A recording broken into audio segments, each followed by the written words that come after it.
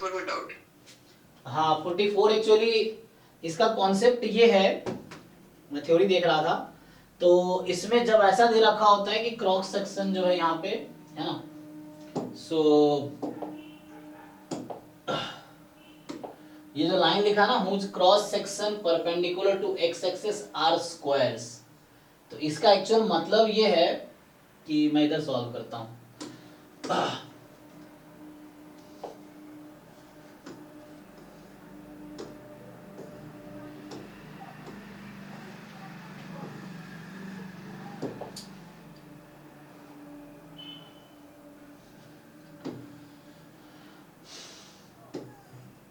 इसका ग्राफ ठीक है, जैसे हमने कल ग्राफ बनाए थे कि एक्स एक्सिस वाई एक्सिस, तो एक है y बराबर एक्स स्क्वायर ये है, और एक 8 माइनस एक्स स्क्वायर, तो ये है y बराबर 8 माइनस एक्स स्क्वायर, और ये है y बराबर एक्स स्क्वायर। तो उससे पहले जैसे क्या होता है, इसका कॉन्सेप्ट क्या है, ये कहना ये चाह रहा है कि S कोई सॉलिड रीजन है whose base is a region of xy plane bounded by the curves this and whose cross section perpendicular to x axis are squares। ठीक है, तो इसका जो रीजन है ये स्क्वायर जैसा, ये कहना चाह रहा है जैसे मान लो ये अगर मैं पर्टिकुलर, क्योंकि ये तो x फिक्स तो नहीं है ना, तो किसी पर्टिकुलर एक आर्बिट्री x के लिए, आर्बिट्री x हमारा क्या हो सकता है, यहाँ पे x -2 है, यहाँ पे x 2 है, कैसे पता चला मुझे, इन दोनों को सॉल्व करने पे, ये जो 8 माइनस एक्स स्क्वायर को एक्स स्क्वायर के इक्वल रखा, x बराबर +-2 आया। तो इस बीच में एक, क्योंकि ये यूनिफॉर्म तो है नहीं, मतलब कोई फिक्स, ये तो डिफरेंट लेंथ का है ना वैसा, तो यहाँ पे क्या होगा, जैसे ये एक स्क्वायर बनाने हैं आपको, जैसे किसी पर्टिकुलर, मैं इसके लिए बात कर रहा हूँ, तो ये स्क्वायर एक तो रेक्टेंगल जैसा दिख रहा है, तो स्क्वायर जैसे आप बनाओ, तो ये लेंथ और ये लेंथ इसका फिक्स है। तो ये कहता गया, इसके पीछे की अगर आप स्टोरी देखोगे, थ्योरम जो थ्योरम है, जो इसका फॉर्मूला वो ये कहता है कि अगर कोई ऐसा लिखा हुआ है जो वॉल्यूम होगा, मैं डायरेक्टली उतना स्टोरी नहीं बताता हूं, कि अगर क्रॉस सेक्शन जो रीजन बता रहा है ना, तो उसका एरिया जो है, जैसे मान लो AX है, AX dx, तो ये वॉल्यूम का फॉर्मूला है, x की जो भी लिमिट है। अब AX क्या है, एरिया है उसका, किसका, एरिया ऑफ क्रॉस सेक्शन जो बोल रखा है। तो यहां पर होगा क्या, जैसे इसमें स्क्वायर बोल दिया, अगर आपके एग्जाम में ऐसा क्वेश्चन है स्क्वायर की जगह बोल दिया इक्विलेटरल ट्रायंगल, तो यहां आप इक्विलेटरल ट्रायंगल का फॉर्मूला यूज करेंगे। अगर कोई और है ना, जैसे रेक्टेंगल एरिया जहां उसमें लिखा है स्क्वायर है कि cross section perpendicular to X axis square, तो जब लिखा रहेगा cross section perpendicular to X axis is या have area has area AX, ऐसा मान लीजिए, तो इसका जो वो होगा ऐसा होगा। और जैसे इसका थ्योरम आप देख सकते हैं, ऑनलाइन सर्च करेंगे मिल जाता है। तो cross section perpendicular to y axis, अगर ये वाला केस आता है perpendicular to y axis, so has area जो होगा, यहाँ एरिया जो आएगा फंक्शन ऑफ y आएगा, तो उस केस में जो वॉल्यूम होगा उस रीजन का, उसका फॉर्मूला होगा इंटीग्रेशन, सिमिलर ही है ay dy, y की जो भी लिमिट है c to d, तो ये फॉर्मूला है इसका, मतलब एक थ्योरम है, प्रूफ भी देखना पड़ेगा उसके लिए, कैसे आया तो प्रूफ भी जा सकता है। तो यहाँ पे क्या है हमारा, कि जैसे मैं इस स्क्वायर बोल रहा हूँ ना, क्योंकि ये फिक्स है, यहाँ पर आएंगे तो उसके हिसाब से स्क्वायर बनेगा, तो ऐसा कहना चाह रहा है। तो होगा क्या, दिस लेंथ इज व्हाट, अब बताइए मुझे, जैसे ये कर्व है y बराबर एक्स स्क्वायर, नहीं 8 minus x square, 8 minus x square, and this curve is, जो लोअर कर्व है, दिस नो, ये लोअर कर्व जो है y बराबर एक्स स्क्वायर, तो ये लेंथ कितना है, क्योंकि x तो फिक्स नहीं है ना, -2 से 2 में कुछ भी हो सकता है, तो एक आर्बिट्री x के लिए what is this length, square का साइड क्या है, साइड ऑफ स्क्वायर, बताइए ये तो निकाल सकता है ना, ये लेंथ तो निकाला जा सकता है x के टर्म में। देन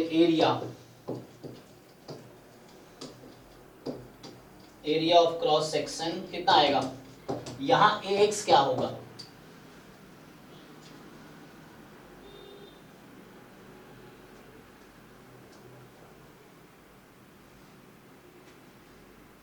अरे मुझे ये बताओ आप लोग,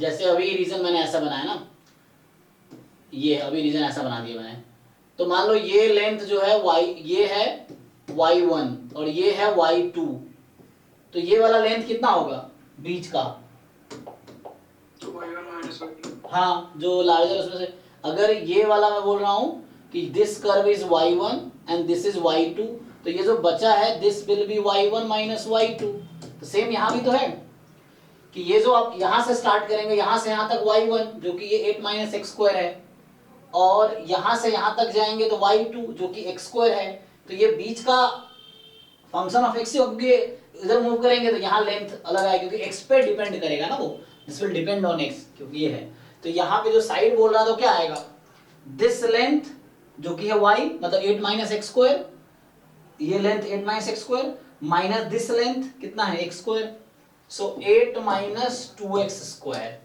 ये अगर मैं आर्बिट्री एक स्क्वायर बना रहा हूं यहाँ पे, तो उसका जो क्रॉस सेक्शन स्क्वायर है, तो ऐसा बना रहा हूं तो उसका जो साइड होगा that is 8 minus 2x square, तो एरिया क्या हो जाएगा, तो इस स्क्वायर का एरिया कितना होगा 8 minus 2x square into 8 minus 2x square। जी, तो इसका होल स्क्वायर, तो ये फंक्शन है, ये थ्योरम है, जब भी आपको क्रॉस सेक्शन वर्ड मेंशन हो उसमें that is a square perpendicular to X axis, तो ये हमारा ax यूज करेंगे हम, तो स्क्वायर अगर मान लो उस तरह का होता कि बोलता अगर मान लो बोलता इक्विलेटरल ट्रायंगल, हम ऐसे सोचते इक्विलेटरल ट्रायंगल के हिसाब से तो ये लेंथ कितना होता, तो उसके हिसाब से हम लेंथ फाइंड करते, फिर उसके हिसाब से एरिया फाइंड होता, ये है, तो यहाँ पे इक्विलेटरल ट्रायंगल का एरिया यूज करते हैं। सो इसमें क्या होगा, अब आप ये थ्योरम लगाइए, तो ये जो थ्योरम है ये अप्लाई करते हैं, integration ax dx a to b, तो ये जो आप अप्लाई करेंगे यहाँ पे, तो जो वॉल्यूम आएगी, वॉल्यूम जो इन्होंने पूछा है, द इंटीग्रेशन हमारा x है -2 से 2, तो -2 से 2, ठीक, तो -2 से 2 8 माइनस 2x स्क्वायर का होल स्क्वायर dx, अब आप इसको इंटीग्रेट कीजिए, तो पहले तो a माइनस बी का होल स्क्वायर से ओपन कीजिए, फिर इसको इंटीग्रेट कीजिए, बताइए क्या आएगा, आप सॉल्व करके, आप लोग थोड़ा टाइम लीजिए, सॉल्व कीजिए आराम से, आसान है ये। सो ये ऐसा कुछ आएगा 136.55 ऐसा कुछ आता है, आप चेक कर सकते हैं इंटीग्रेट करके, चेक कीजिए a minus B whole square, पहले तो खोलो, इंटीग्रेशन तो आसान है, इससे आ जाएगा।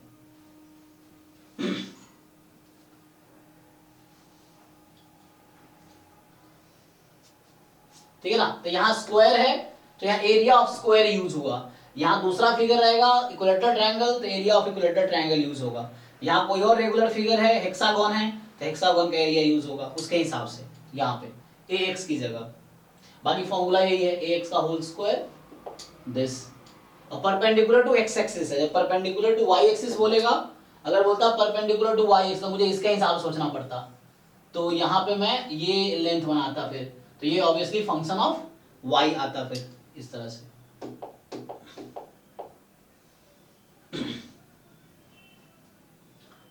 चलिए तो 44 आ जाएगा, कर लेंगे कैलकुलेट आप लोग। नेक्स्ट बताइए, जिन लोगों ने ट्राई किया डाउट बताइए, 2009 कोई भी पेपर में पहले 2019 को बताओ, उसके बाद आप कोई भी पेपर से पूछ सकते हो, 19, 20, 21, 22, 23, पांचों पेपर गेट का, गेट स्टैटिस्टिक्स का अभी तक 5 ही पेपर हुआ है, किसी कोई भी डाउट पूछ सकते हो, जो आज सॉल्व होगा ठीक है, नहीं तो नेक्स्ट क्लास में बताऊंगा। ये है, बताइए।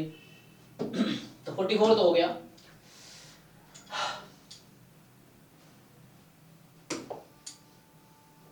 कुछ डाउट है आप लोगों को या नहीं है? क्योंकि आज डाउट क्लास ही है, स्पेशली है तो ठीक, नहीं तो हम क्लास ही स्टॉप करेंगे। सर क्वेश्चन 26 में थोड़ा सा प्रॉब्लम ओके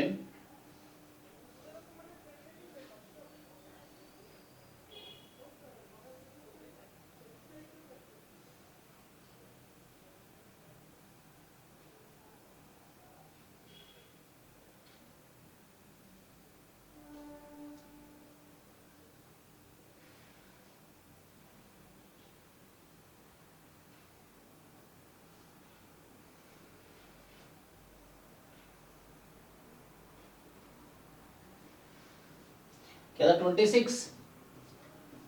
तो 26 में क्या है जी बताइए। हाँ 26 का आप हिंट तो दे रहे थे लास्ट क्लास में। सर उस हिंट में से नहीं हो रहा सर, चूज रहा था। अच्छा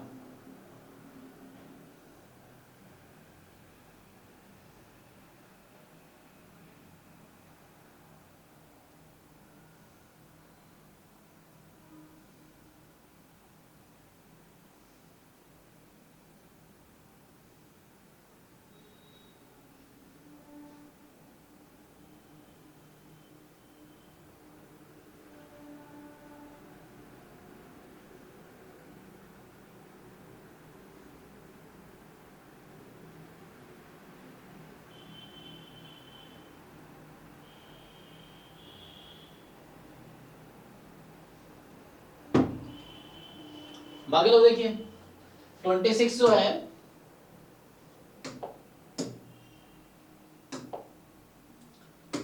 एक क्वेश्चन है कि एन आपके पास -1 की power n + 1 upon n factorial है। अरे वो डाउट मैं फिर से कर रहा हूँ, डाउट उन लोगों का है जो एक एक क्वेश्चन करेंगे, जो ऐसे ही स्कैन करेंगे ये भी हो जाएगा ये भी हो जाएगा ये भी हो जाएगा ये भी हो जाएगा, तो आपको लगेगा सब हो जाएगा और फिर आप ही होंगे जो एग्जाम में फिर आपसे कुछ नहीं होगा। ये चीज है, ऐसा होगा क्योंकि जब तक आप सॉल्व नहीं करोगे तो आपको ऐसे लगता रहेगा हो जाएगा कर लेंगे और जब तक सॉल्व करके देखोगे तब आपको एक्चुअली में पता चलेगा आप कितने क्वेश्चन कर पा रहे हो कितने नहीं।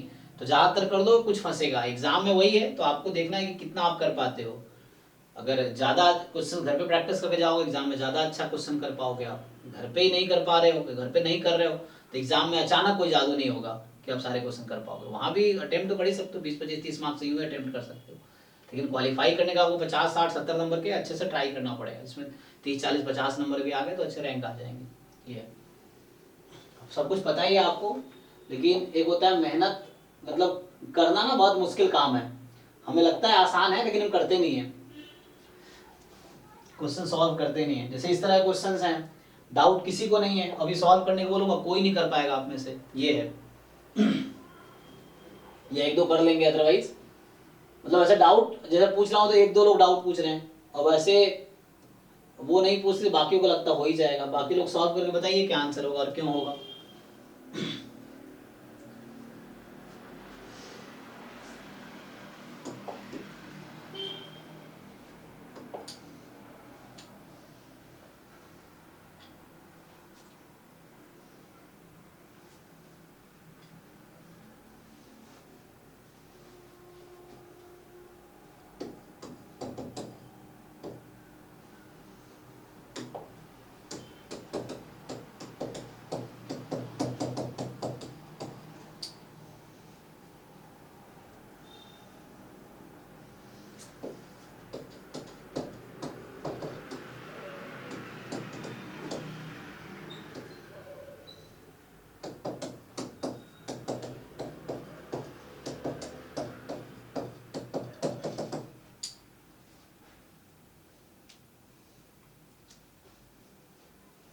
किसी ने सॉल्व किया है क्वेश्चन, बताइए क्या आंसर आया, कैसे सॉल्व किया बताइए मुझे, क्योंकि क्वेश्चन में बहुत सारे अप्रोच हो सकते हैं।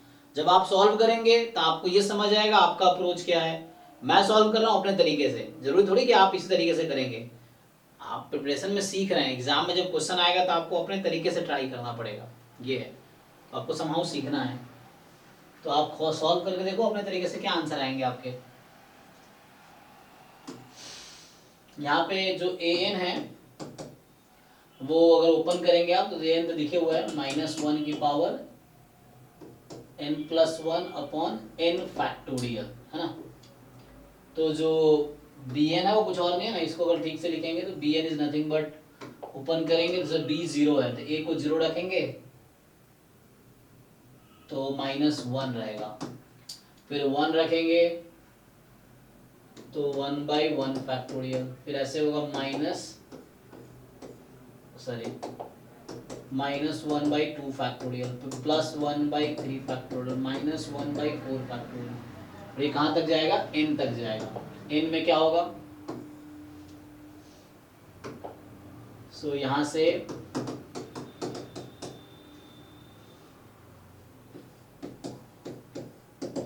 मतलब ये मैं बस bn देख रहा हूँ कैसा बनेगा।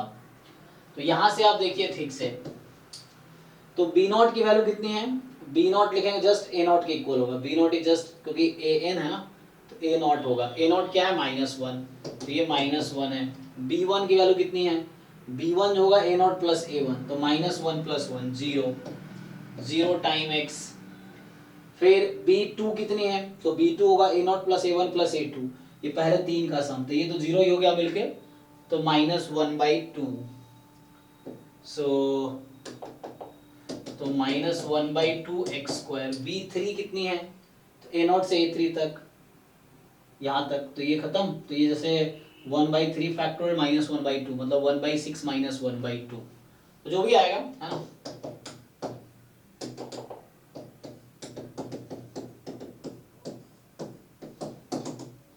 इस तरीके से ब्रेक हो रहा है ये। अच्छा, मैं अगर लिखता वैसे तो भी वैसे दिख जाता।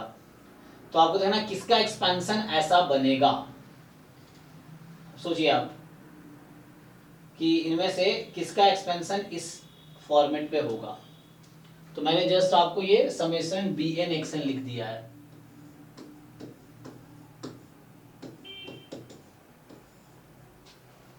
ये है,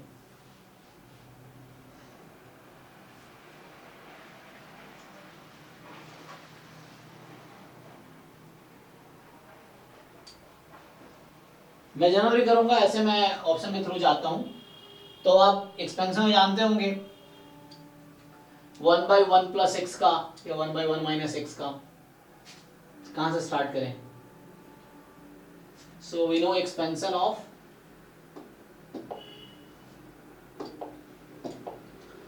e की पावर -x कितना होता है?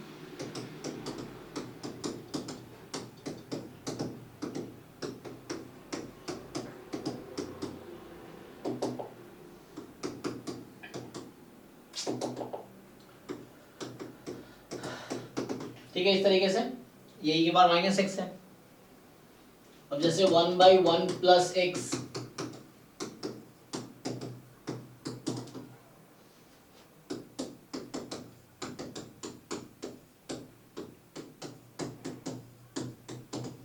इस तरीके से है। और क्या ऑप्शन में है? तो बाकी में यही 1 + x 1 - x दिख रहा है। तो मुझे ऐसा ना, जैसे a और d देख के थोड़ा सा डाउट हो रहा है कि एक जैसा ही है। यहाँ बस डिवाइड किया 1 + x से और यहाँ मल्टीप्लाई किया हुआ है। तो मैं यही ट्राई करता हूँ, a और d में से पहले ट्राई करके देखते हैं क्या आता है। तो 1 + x को अगर आप e की पावर -x से मल्टीप्लाई कर देंगे और माइनस से बाद में मल्टीप्लाई करेंगे। अच्छा, अगर ऐसे ही आप इसको मल्टीप्लाई करो 1 + x से, तो सोचो आप सीधा, मैं अगर इसको 1 + x से मल्टीप्लाई कर दूं तो क्या होगा? 1 + x टाइम e की पावर -x। खोलिए, तो 1 को 1 + x से मल्टीप्लाई करेंगे 1 + x रहेगा, -x को मल्टीप्लाई करेंगे तो -x + x², नहीं -x - x², मतलब मैं कह रहा हूँ 1 + x को मल्टीप्लाई कर रहा हूँ -x। हाँ, क्या है? ठीक है सर। पता नहीं, आंसर तो मुझे नहीं पता है। बाकी लोग बताइए क्या आंसर है। ऑफिशियल आंसर की मैं देख लूं। सी है। हाँ से नहीं, देख के बताइए आप, ये आपका डाउट है ना? ऑप्शन सी है सर। ओके, ठीक है। तो मतलब ऐसा करके देखो, ये भी मैं ट्राई करता हूँ, तभी ऐसे ही ट्राई करना पड़ेगा। तो इसको ट्राई करके देखते हैं। तो यहाँ क्या बनेगा? यहाँ से 1 + x - x - x², मतलब क्या बनेगा एक बार टर्म देख लेते हैं क्या है। दूसरा अप्रोच भी डायरेक्टली जैसे हम सब्जेक्टिव प्रूव करते हैं वो अप्रोच भी है, उससे भी हम कर सकते थे। तो वहां प्रोडक्ट लिखना पड़ेगा। सो ओके, मल्टीप्लाई करना पड़ेगा। ठीक है, उससे आसान मतलब हो सकता है कि वहां क्या है कि टर्म की वैल्यू पुट करते जाओ, सो बी नॉट की जगह आप रख दो, वैसे ही अगर पुट करना चाहो, जैसे मैं तो एग्जांपल से कर रहा हूँ ना, वैसा अगर नहीं पुट करो, मैं डायरेक्टली सॉल्व करूँ तो भी हो जाएगा, फिर यहाँ से ब्रेक करना पड़ेगा।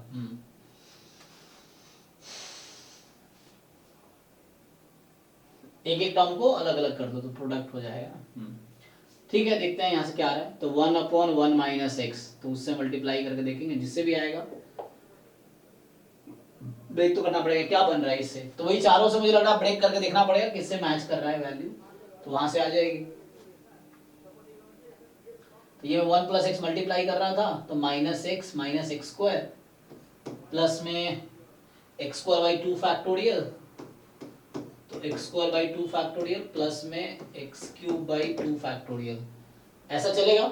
अब देखो इतने टर्म से डिसाइड हो जाएगा, ये एक्स कट गया ना, अब माइनस से यहाँ तो 1 प्लस एक्स स्क्वायर, और यहाँ अगर माइनस आप मल्टीप्लाई करते हो, मान लो minus of 1 plus X time E की पावर माइनस एक्स, तो -1, इनको ऐड करना चाहो ऐड कर लो, तो कितना आ जाएगा, -1 plus x square minus x square by 2 factorial minus x cube by 2 factorial, इस तरह से कुछ टर्म्स बनेंगे। तो यहाँ क्या आया था, तो इस तरीके से आप देख सकते हो, तो -1/2 एक्स स्क्वायर है,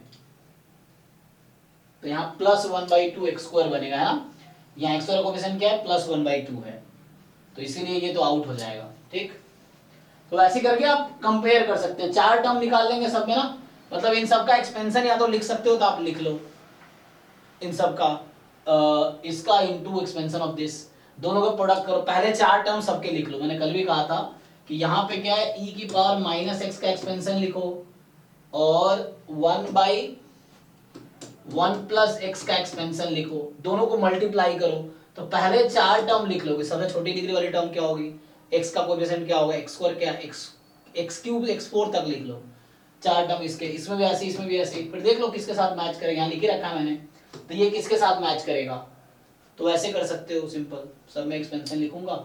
नहीं तो दूसरा है कि पूरा प्रॉपर लिखने में कर तो सकते हैं, यहाँ पुट करेंगे तो आ जाएगा, है ना। अगर आप प्रॉपर ट्राई करूं सॉल्यूशन सब्जेक्टिव टाइप का, तो ये कुछ ऐसा है, समेशन bn x की power n from 1 to infinity, तो bn को रख देंगे a1 plus a2 up to an x की power n from 1 to infinity. अब यहाँ आपको देखना पड़ेगा वैल्यूज, अब रखोगे आप a1 की, a2 की, a3 की,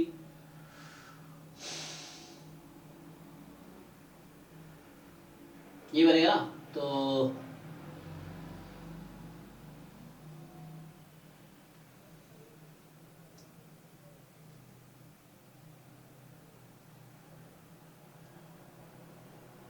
तो a1 टाइम्स दिस, जैसे ये तो लिखा था मैंने, तो यहाँ से देखना पड़ेगा ऐड हो गया क्या आएगा, so like b0 plus b1x, जैसे b2x square, b3x cube and so on.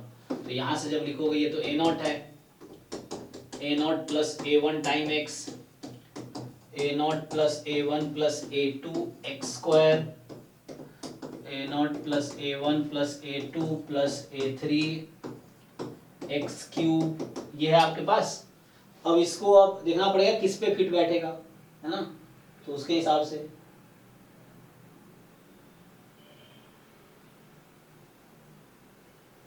अगर आप a0 कॉमन लेंगे तो क्या, कोई है नहीं सर, क्या नहीं है, कोई शॉर्टकट ट्रिक्स है, शॉर्टकट ट्रिक आप ढूंढो ना, मेरे पास तो नहीं है अभी। So radius of convergence methods. वो रेडियस Yes. ऑफ कन्वर्जेंस में किया था लेकिन वो भी ट्राई कर सकते हैं, वो भी सही है। जैसे इसका रेडियस ऑफ कन्वर्जेंस निकालेंगे तो 1/, है ना, 1/r जो होता है, r इज द रेडियस, तो ये आप उससे कर सकते हैं, ट्राई कर सकते हैं। सो ये क्या होगा, bn प्लस 1 अपॉन bn, ये निकाल के देखिए, ये भी कर सकते हैं फिर रेडियस को, लेकिन प्रॉब्लम ये होगा कि अगर रेडियस ऑफ कन्वर्जेंस में से इक्वल आ गया कई का, तो ये भी तो हो सकता है।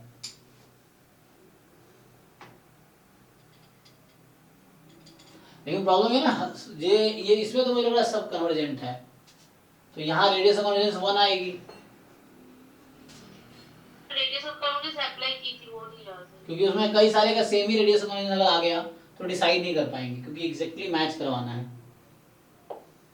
तो ये कर सकते हैं आप इससे। देखो समहाउ एफर्ट्स करना, एग्जाम में सारे क्वेश्चन आसान नहीं होंगे, कुछ क्वेश्चन इजी रहेंगे, कुछ एवरेज, कुछ डिफिकल्ट। तो जो डिफिकल्ट वाले हैं उसमें टाइम तो लगेगा, या कॉन्सेप्ट डीप यूज होगा जो आपको पता होना चाहिए उस तरह के क्वेश्चंस में। तो ये है, तो सारे क्वेश्चन, हर मुश्किल पेपर में भी कुछ क्वेश्चन आसान रहे, जो पेपर बहुत डिफिकल्ट भी था, तो कुछ क्वेश्चन तो आसान होते ही हैं। ये है, तो यहाँ से ओपन करो, इससे कर सकते हो, लेकिन इससे क्या होगा, मान लो 1 आ जाएगा तो उससे क्या मिलेगा आपको, है ना, ये लिम्सुक होता है ऐसे, तो इसका तो उससे कुछ मिलेगा नहीं, इससे ठीक है ना, मैं तो इससे किया, इससे मैच कर जाएगा। इसका एक्सपेंशन लिखे, इसका लिखे, सबका एक्सपेंशन लिखो, 4-5 टर्म लिखो, देखो किसके साथ ये कोइंसाइड कर रहा है 4 ऑप्शन में से, वो करेक्ट ऑप्शन। अभी करके देखो, सॉल्व करके देखो, ये छोड़ दिया सर ने, बता दिया हो जाएगा। सॉल्व करके आप देखो, आंसर आने चाहिए, ताकि नेक्स्ट टाइम फिर आप जब यही क्वेश्चन सॉल्व करो तो फिर आपको पता हो कि आपने कैसे सॉल्व किए थे, या एटलीस्ट दोबारा कर पाओ। नेक्स्ट बताइए। सर 27 में क्या डाउट है?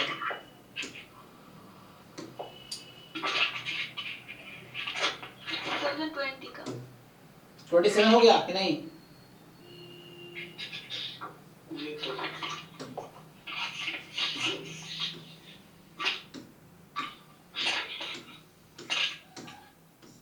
मुझे समझ ही नहीं आया। हाँ जी बोलो, में आपको कौन सा क्वेश्चन डाउट है, 20 या 27? 2020 में 27। अच्छा 2020 में 27, वेट करो, 2019 में किसी को डाउट है? सर इसमें जो ये मिनिमल पॉलिनोमियल है और ये जॉर्डन ब्लॉक बनाने का है, इसका थोड़ा थ्योरी बता देते तो अच्छा रहता। हाँ थ्योरी मैंने पढ़ाया, आप बैच 5 के वीडियो देखिए, बैच 5 में एक क्लास में मैंने प्रॉपर वही पढ़ाया है, क्या बोलते हैं उसे, जॉर्डन ब्लॉक पढ़ाए हैं, क्योंकि अभी पढ़ाऊंगा तो 1 घंटा उसमें लगेगा। तो आप बैच 5 वाला वीडियो जाइए, बैच जो टॉपिक में डाउट है, क्योंकि बैच 5 में पूरा सिलेबस 100% सिलेबस है गेट का, जो जैम के बाहर का है।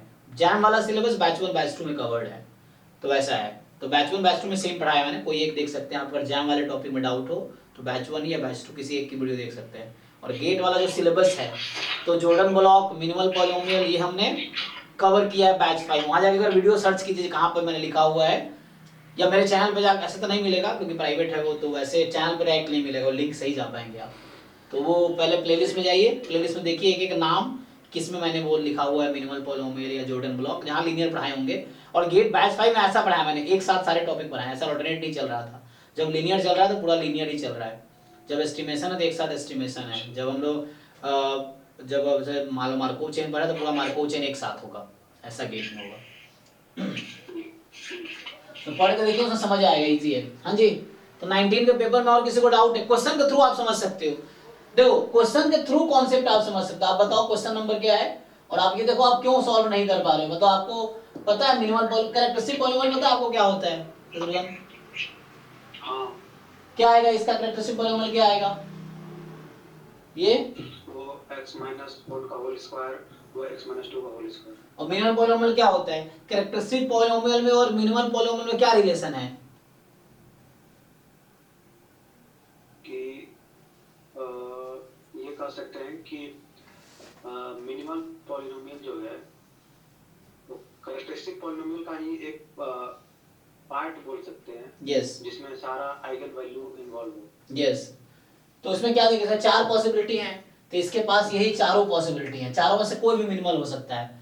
अब क्योंकि ये चारों इसका फैक्टर्स कंटेन कर रहा है, सारे फैक्टर कंटेन कर, मतलब हर आइगन वैल्यू कंटेन, इससे इक्वल टू 0 पुट करने पे सारी आइगन वैल्यू यहाँ से भी आनी चाहिए, यहाँ से भी आनी चाहिए। ये है, मतलब जितने भी फैक्टर्स हैं विदाउट मल्टीप्लिसिटी यहाँ प्रेजेंट होगा। तो अब आप कैसे डिसाइड करेंगे कौन सा मिनिमल है? हाँ, तो इतना ही सीखना है आप, इसके लिए आपको 1 घंटे की वीडियो देखने की जरूरत नहीं है। पता क्या है, अब मैं अपना एक्सपीरियंस बताता हूँ, मैंने क्वेश्चंस के थ्रू बहुत सारे थ्योरी सीखे हैं। अगर मैं 10 अलग अलग टाइप का क्वेश्चन सॉल्व कर लूं मिनिमल पॉलिनोमियल पे, आप मुझे 100 क्वेश्चन दे दो तो उसमें 90 में सॉल्व कर दूंगा। अगर मैं 10 क्वेश्चन ही सॉल्व किया मिनिमल पॉलिनोमियल का, उससे मैंने कॉन्सेप्ट सीख लिया, अब उसके बेस पे मैं 100 क्वेश्चन सॉल्व कर सकता हूँ, क्योंकि उसके थ्रू मैं कॉन्सेप्ट तो सीख रहा हूँ। तो यहाँ जैसे क्वेश्चन है, आपको मिनिमल किसी को नहीं पता है, तो उसको यहाँ से पता चलेगा ना, क्वेश्चन सॉल्व करेगा तो, या मैं अगर करा रहा हूँ, बता रहा हूँ ना क्या होता है, तो यहाँ से एक चीज समझ आती है कि ओके, जैसे आप यहाँ फंस रहे हो कि कैसे पता चलेगा कौन सा मिनिमल है, सारे फैक्टर कंटेन कर रहा है। तो सिंपल इसका लॉजिक है कि आपको बस ये जानने की जरूरत है कि किस इक्वेशन को मैट्रिक्स सेटिस्फाई करेगी। द लिस्ट डिग्री पॉलिनोमियल या लिस्ट डिग्री पॉलिनोमियल जिस जो मैट्रिक्स उसको सेटिस्फाई करता है। सेटिस्फाई करने का मतलब ये है कि मैट्रिक्स पुट करोगे, अगर a माइनस आई और a माइनस 2i अगर ये जीरो मैट्रिक्स आ गया तो ये वाला मिनिमल होगा। अच्छा, अब करो, इसमें पुट करो, तो मतलब हाँ, वो पॉलिनोमियल जो सेटिस्फाई, अगर ये नहीं आया तो ये ऑप्शन नहीं होगा। फिर अगला चेक करो, इसमें अगर जीरो आ गया तो ये मिनिमल पॉलिनोमियल है, इसमें नहीं आया तो ये नहीं है, इसमें जीरो आ गया तो ये मिनिमल है। तो स्टार्ट लोअर डिग्री से ही करना है, क्योंकि इसमें पुट करने में जीरो तो आएगा ही कैली हैमिल्टन थ्योरम से। तो बस आपको देखना है कि लिस्ट डिग्री पॉलिनोमियल जिसको मैट्रिक्स सेटिस्फाई करे, हो गया। अब आप मिनिमल पॉलिनोमियल कोई भी क्वेश्चन आएगा इजीली आप फाइंड कर पाएंगे। तो इसके लिए अब 1 घंटे की थ्योरी लिखने की जरूरत है ही नहीं। ये तो बस क्वेश्चन के थ्रू थ्योरी समझो आप। अब जॉर्डन ब्लॉक का कॉन्सेप्ट देख लो। अब बताओ जॉर्डन ब्लॉक वाले क्वेश्चन में कौन सा क्वेश्चन था वो? 6 नंबर था। देखो तो क्या था, लेकिन वही थोड़ा ये डाउट था कि मतलब जो डिसाइड कैसे करते हैं कि हाँ ये जैसे एक तो a to the power 4 equal to 0 दिया है। हाँ। ये चीज पता चला कि a to the power 3 जो it does not equal to 0, मतलब ये 3 का तो बनेगा नहीं, मैक्सिमम तो इसमें बनेगा 4 का ही ब्लॉक बनेगा, 4+4 का। और उसके बाद बचा 2 हमारे पास, तो 2 में या तो 1 बनेगा या तो 2 बनेगा। तो ये इससे समझ के आगे तो बन गया, लेकिन एक्चुअली पूरा कॉन्सेप्ट नहीं पता है। इसका जॉर्डन ब्लॉक बनाइए। इसका जॉर्डन ब्लॉक क्या होगा? अब जैसे आपको समझ नहीं आ रहा क्या करना, 2-4 क्वेश्चन सॉल्व कर दें सेम टाइप के। जब सेम टाइप के सॉल्व करेंगे तो मुझे आइडिया लगने लगेगा, अच्छा यहाँ ऐसा हो रहा है, यहाँ ऐसा नहीं हो रहा है। देखो जरा, मतलब कम टाइम में सीखने का ये तरीका है। वरना ठीक है, पहले हम लोग इसलिए पहले पूरा थ्योरी पढ़ाते हैं 6 महीने, फिर अगले लास्ट के 3 महीने में PYQ कराते हैं, फिर 3 महीने मॉक टेस्ट कराते हैं। तो वो एक सीक्वेंस है जिसके पास बहुत टाइम है। अब एंड पॉइंट पे आपको तो यही सीखना है कि इस क्वेश्चन का क्या अप्रोच है, इस क्वेश्चन का क्या अप्रोच है। उन अप्रोच को कलेक्ट करते करते एक ब्रॉड आइडिया मिल जाएगा आपको कि ये टॉपिक ऐसा है, ये चीज है। अब मिनिमल पॉलिनोमियल हर साल एक क्वेश्चन मिलेगा आपको, किसी भी ग्रेड पेपर में डालो ऑलमोस्ट एक क्वेश्चन होगा उस पे। ये है। अब बताओ इसका जॉर्डन ब्लॉक बना के बताओ क्या होगा?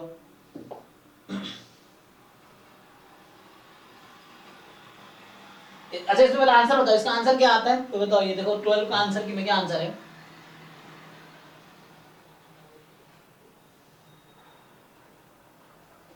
ऑफिशियल आंसर की बताओ क्या आंसर?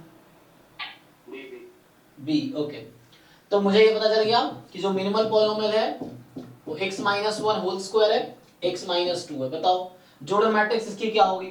अब यहाँ से खुद दिमाग लगाओ ना, जो आपने सीखा है। अब सोचो कि मैं क्या कर सकता हूँ।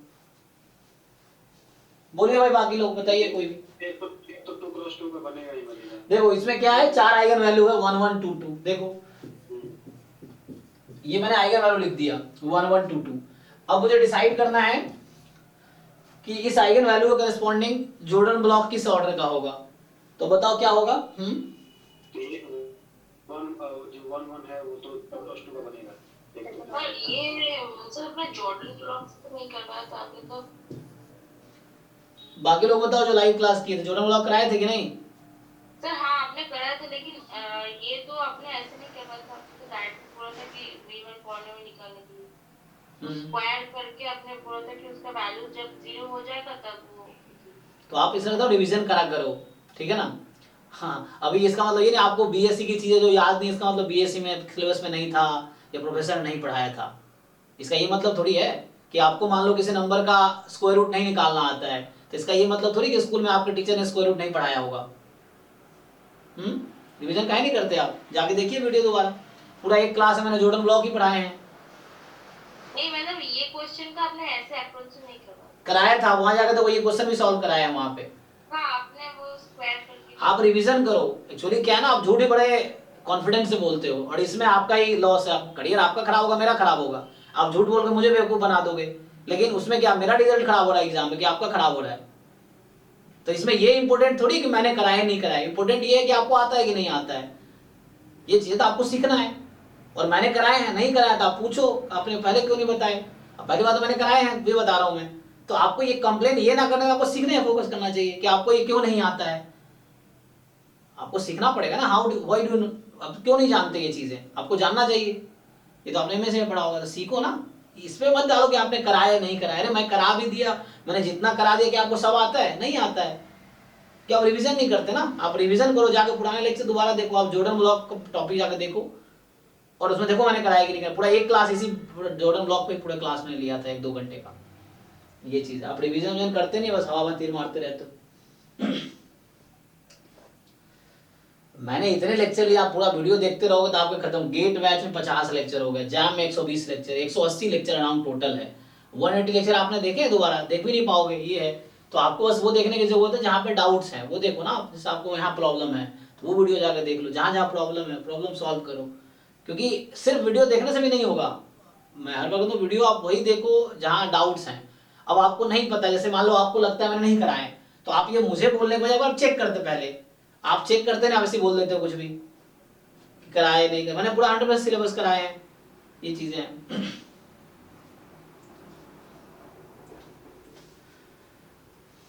ठीक है जी। तो यहाँ क्या बनेगा, ये आई माइनस, और मुझे ये सब क्यों आता है, ये सब गेट के सिलेबस में, जैम के नहीं है। तो गेट का मुझे इसलिए आ रहा है क्योंकि मैंने पढ़ाए हैं, वरना मुझे खुद ये देखना पड़ता फिर कराना पड़ता। ये चीजें हैं, क्योंकि मैं ऐसा नहीं कि मुझे बहुत सब कुछ आता है, मैं भी सीख ही रहा हूँ। ये चीजें हैं तो मुझे याद इसलिए क्योंकि मैंने कराया है, ये रिसेंटली कराया है। ठीक है। यहाँ पावर क्या है इसका, 1 है, तो इसका क्या मतलब है कि आइगन वैल्यू 2 करस्पॉन्डिंग। हाँ तो इसमें 1+1 का एक बनेगा तो बचा 1+1 का, तो हो गया। ये जॉर्डन मैट्रिक्स है इसका।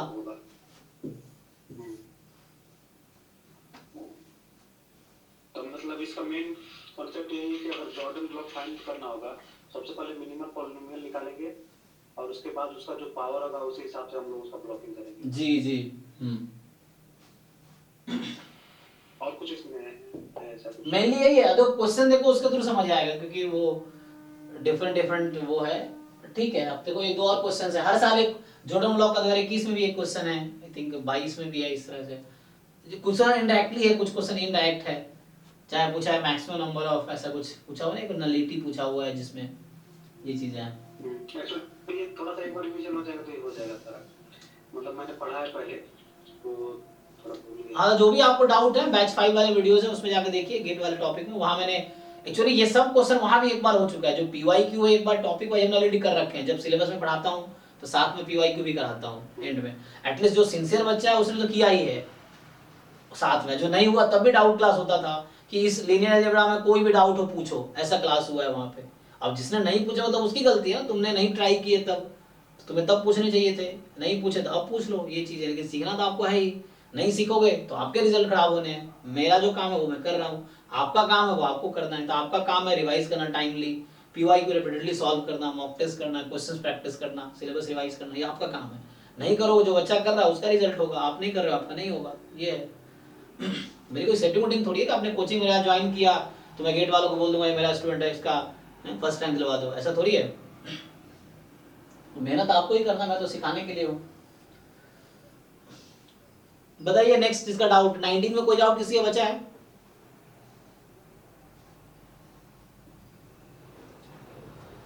ठीक है, 20 में आते हैं।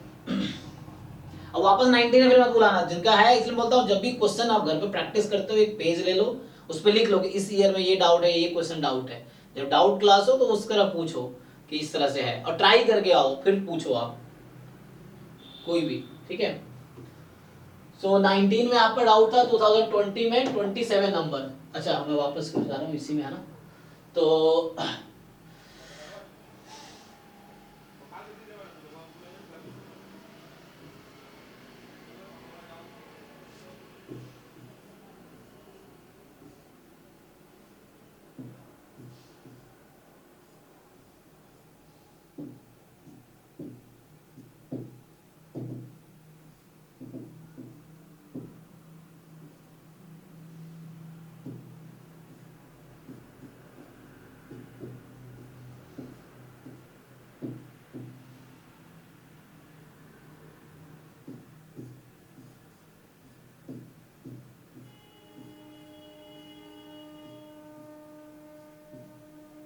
हाँ जी, इसमें क्या डाउट है आपको? फॉलो मी, बताइए।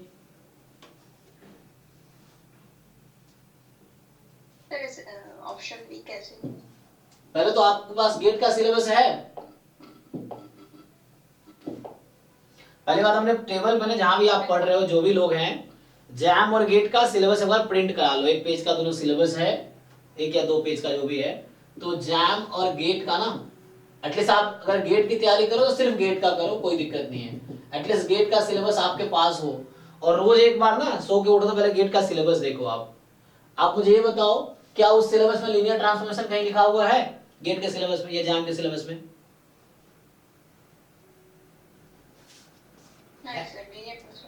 फिर आप कोई क्वेश्चन सॉल्व कर रहे हो इसका?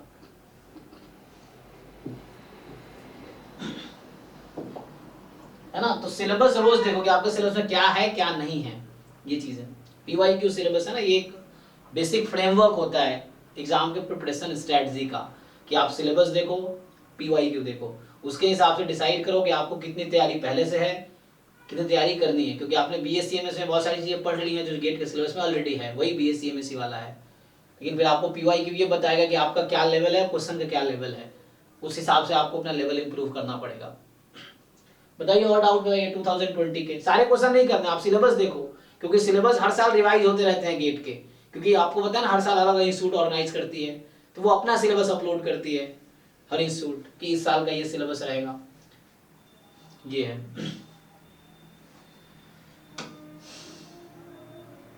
नेक्स्ट सर, जो एलटी वाले क्वेश्चंस आते थे ना जैम में, मैट्रिक्स फॉर्म में रहते थे अल्फा बीटा फॉर्म में, तो वो सब अब है ही नहीं है। हाँ, अब नहीं हो। जैम में पहले थे सिलेबस में, अब नहीं है। हाँ, इस बार लीनियर ट्रांसफॉर्मेशन सिलेबस में नहीं है। जैम में भी नहीं, गेट में भी नहीं है।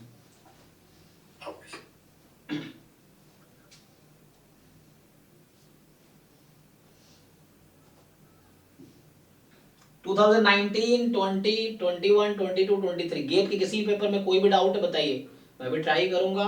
होगा ठीक है, नहीं होगा तो नेक्स्ट क्लास में करेंगे। ये है, समझ नहीं आया? जोर से बोलिए। 47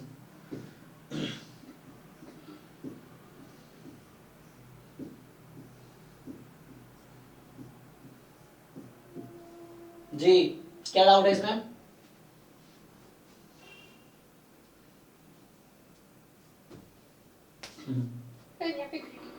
कैसे निकलना? Critical region likelihood ratio test से आपने वीडियो देखे हैं इसके, जो गेट 2000 ये 20 वाला है ना।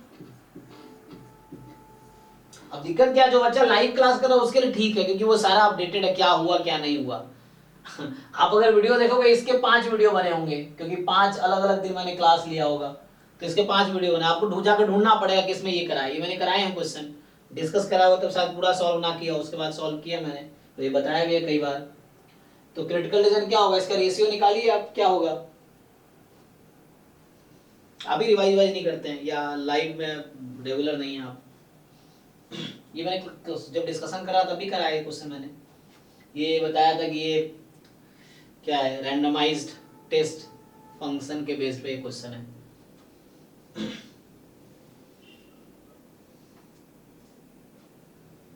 रेशियो निकालिए ना, लाइक्लीहुड रेशियो।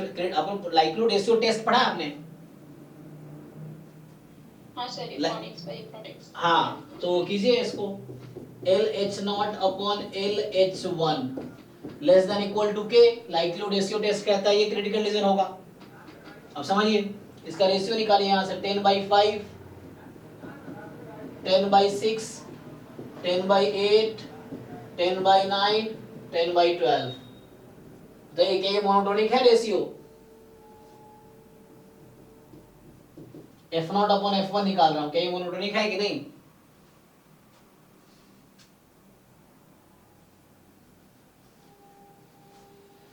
मतलब मोनोटोनिक कैसे डिसाइड करते हैं कि x की वैल्यू जब बढ़ रही है तो ये जो वैल्यू या तो बढ़ रही होगी या घट रही होगी मोनोटोनिकली, तो क्या ये या तो इंक्रीजिंग ऑर्डर में होगा या डिक्रीजिंग ऑर्डर में होगा? क्या है ऐसा? 10/5, 10/6, 10/8, 10/9, 10/12 डिक्रीजिंग ऑर्डर में है, तो ये फंक्शन डिक्रीजिंग है। और आपने ये पढ़ा हुआ है चीजें कि gx is less than equal to k और g फंक्शन मेरा डिक्रीजिंग है, तो यहां से क्या आएगा इसका सॉल्यूशन? अगर g डिक्रीजिंग फंक्शन है तो x क्या होगा, लेस देन इक्वल टू या more than equal to? Greater. Inequality change हो जाती है g इनवर्स के, तो x more than equal to c, ये इसका क्रिटिकल रीजन है, यही फंक्शन gx है मेरा। अब ये g अगर मोनोटोनिक है तो g अगर स्ट्रिक्टली इंक्रीजिंग होगा तो x less than equal to k is the critical region, क्योंकि g उस तरफ चला गया, g इनवर्स k हो गया, उसको c बोल दो, तो x less than equal to c is the critical region. अगर g मेरा डिक्रीजिंग फंक्शन है तो इनइक्वालिटी रिवर्स हो जाएगी, तो x more than equal to c is the critical region. तो यहाँ क्रिटिकल रीजन ये होगा x more than equal to c by likelihood ratio test by Neyman Pearson lemma, by Neyman Pearson lemma, इस तरह critical reason आएगा।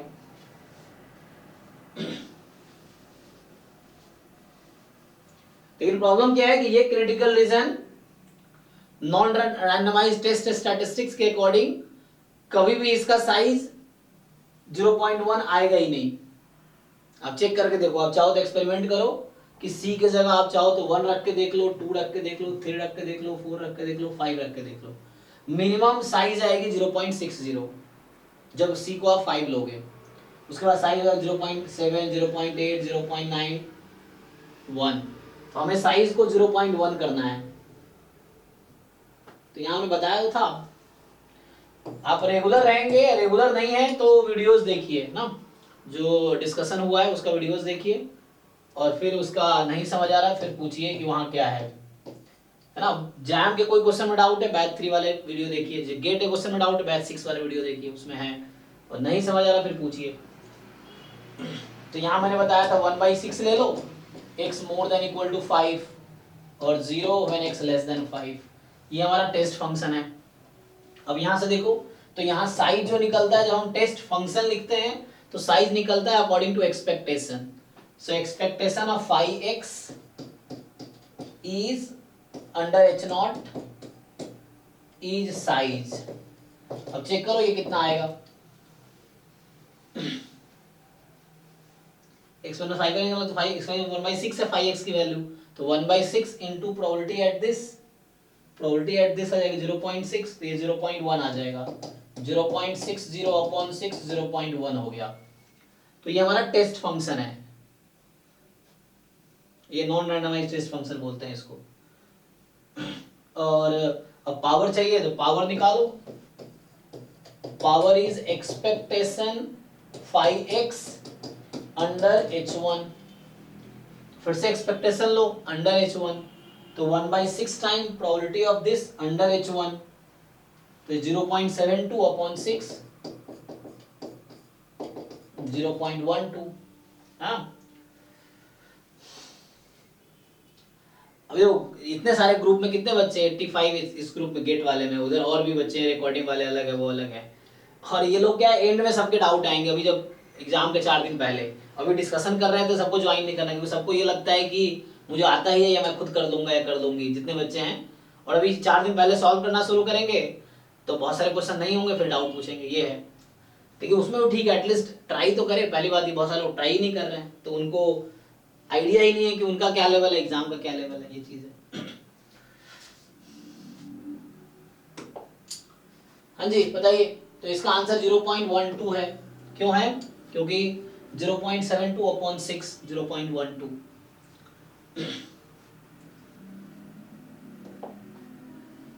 Next बताइए।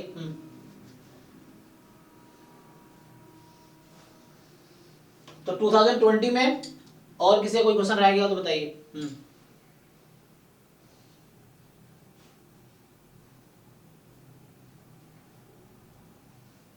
किसी का नहीं है?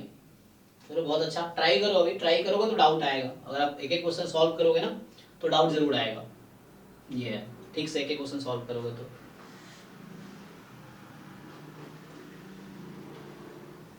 बाकी 20, 21, 22, 23 इनमें अगर कोई डाउट हो तो बताओ। 22 में क्वेश्चन नंबर 63, 22 में 63,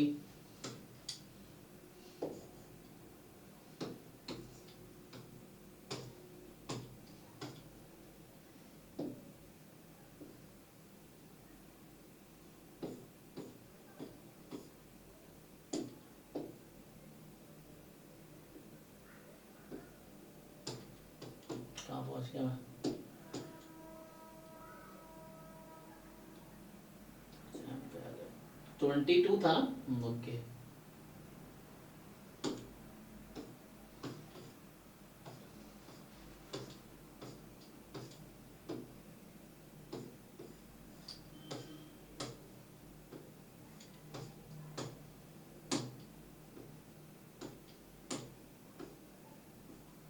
कौन सा 63?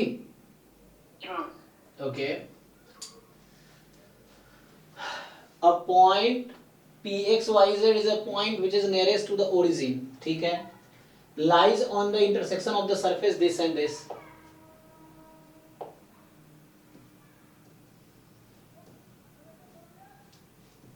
तो इसको हम पूरा सॉल्व करते हैं, हालांकि पहले बता रखा है, हिंट दिया होगा तब सॉल्व नहीं किया था शायद, इसको पूरा सॉल्व करते हैं। देखो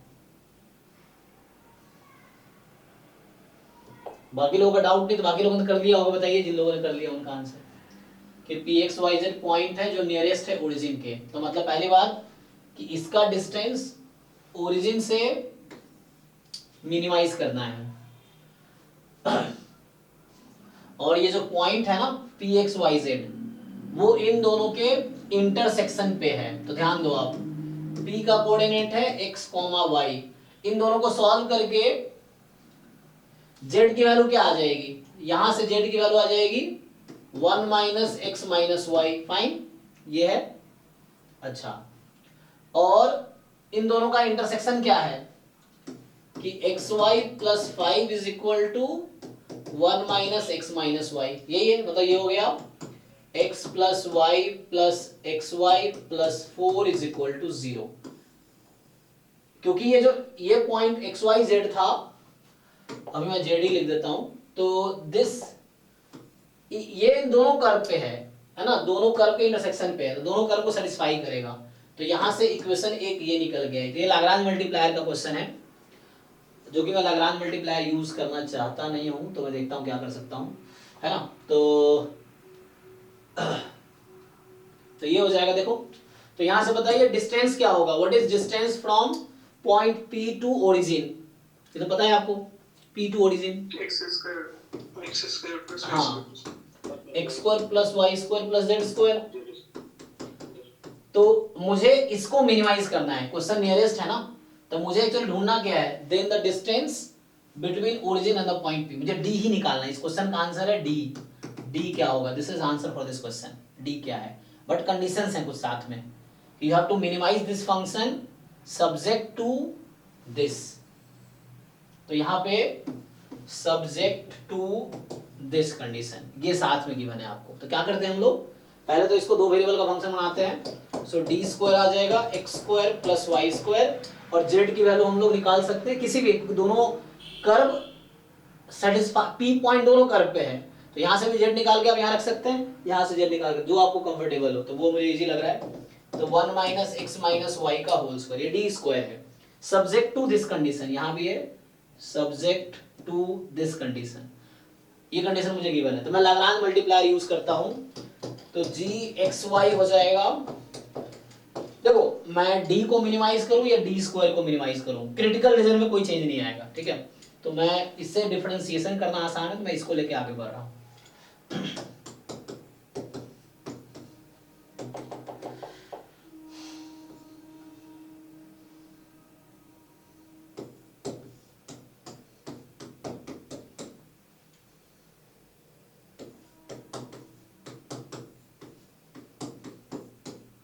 ठीक, ये रहता है।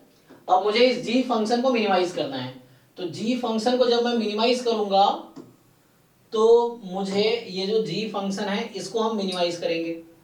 तो इसको जब हम मिनिमाइज करेंगे g फंक्शन को, तो क्रिटिकल पॉइंट निकल के आएगी, उन पॉइंट्स पे हम d की वैल्यू निकालेंगे, देखेंगे किस पे स्मॉलेस्ट आता है। चलिए ट्राई करते हैं। So gx is 2x plus, यहां सॉल्व करेंगे 2 time 1 minus X minus Y into minus 1, क्योंकि स्क्वायर का डेरिवेटिव फिर इसका डेरिवेटिव माइनस 1, तो बेटर है इसको माइनस 1 लिखने के बजाय यही माइनस कर देता हूं। ठीक, तो ये आ गया। फिर जी वाई निकालेंगे, सो 2y minus 2 1 minus X minus 1 यही आएगा।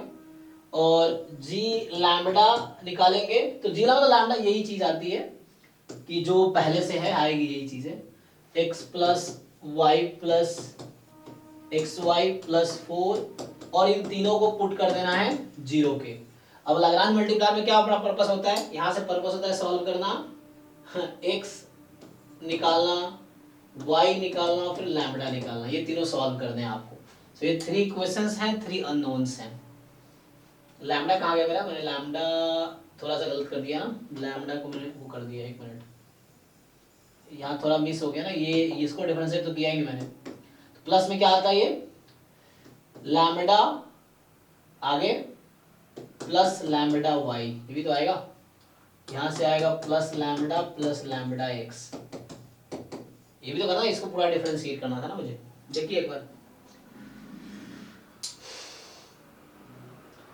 नाउ इसको आप 0 पुट करो, क्या होगा। तो पहले तो आप इन दोनों को ना एक काम करते हैं, इन दोनों को ठीक से सिंप्लीफाई करते हैं। मतलब ठीक से मतलब पहली इक्वेशन जो है समथिंग टाइम x आएगी, समथिंग टाइम y आएगी और इक्वल टू समथिंग आएगी। बताओ वो समथिंग क्या है।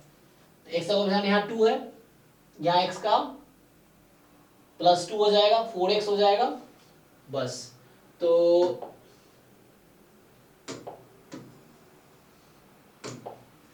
सो 4x प्लस ये x का कोएफिशिएंट 4 है ना, अब y का कोएफिशिएंट, तो यहाँ से -2 2y और यहाँ लैम्बडा है, मतलब 2 plus lambda time y is equal to constant term.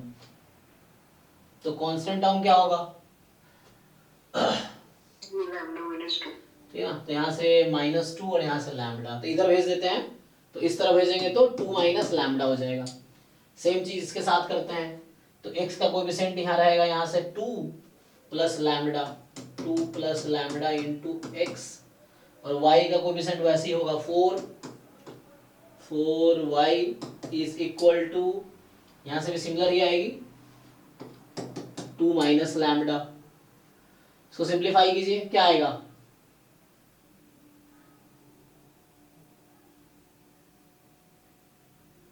एक तो मेरा x बराबर y तो नहीं आ जाएगा, देख लीजिए।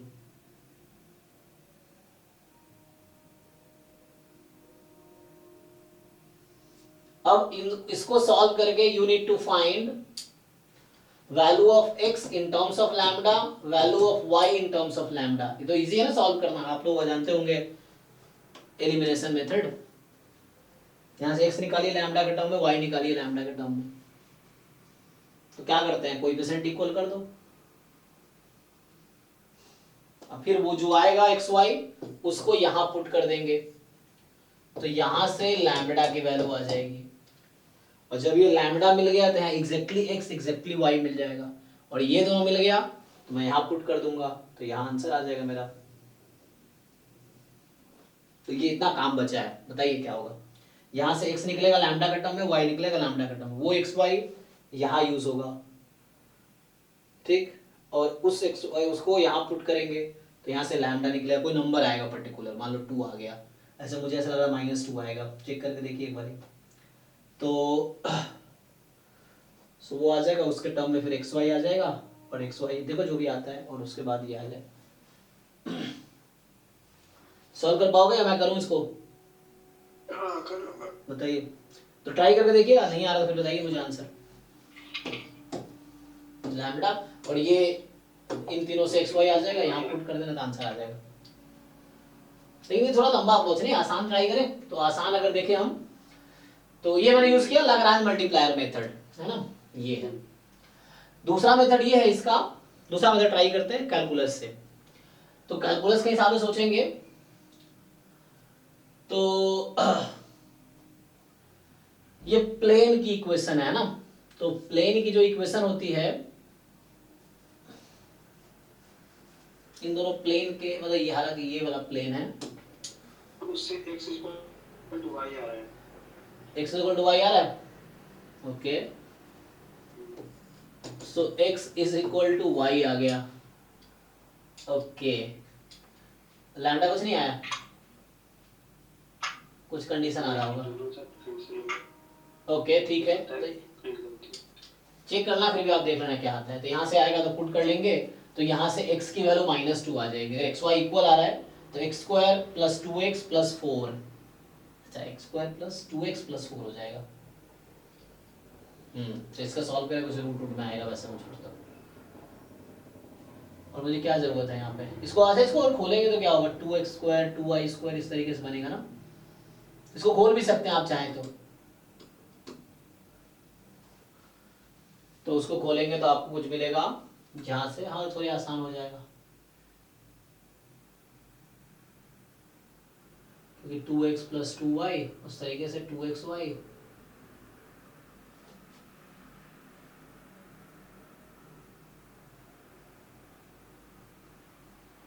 अगर इस डी स्क्वायर को मैं थोड़ा सिंप्लीफाई करता तो क्या बनता, ये मेरा जो डी स्क्वायर है पहले से X square plus Y square है, और ये बनता A square plus B square plus C square plus 2ab,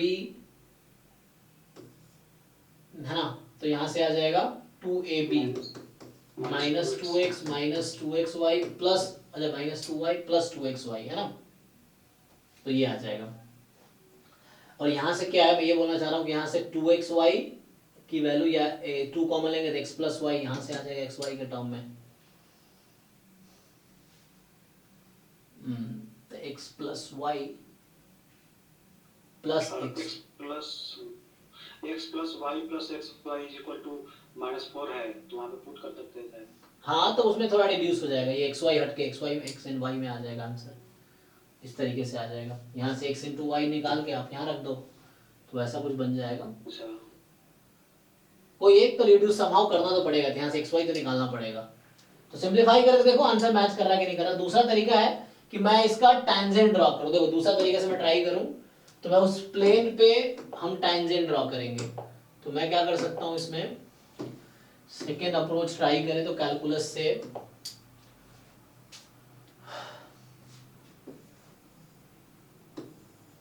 इसने क्या कहा है, इसने कहा है कि XYZ पॉइंट है जो नियरेस्ट है ओरिजिन के। एक्चुअली 3D है ना, थोड़ा ग्राफ बनाना भी इसका डिफिकल्ट होता है। तो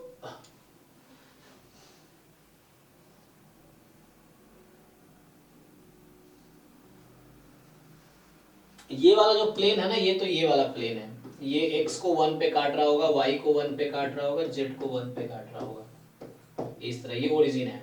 तो ये इस तरह का प्लेन है, जैसे क्रॉस रखा हुआ है। तो ये जो प्लेन है ये वाला है। और दूसरा z बराबर xy प्लस 5, तो जैसे x 0 है तो y 5, y 0 x 5, ओके। तो लीनियर xy दोनों में,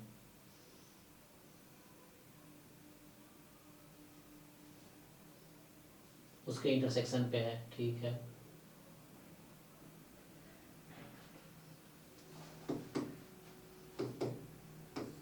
XYZ जैसे है।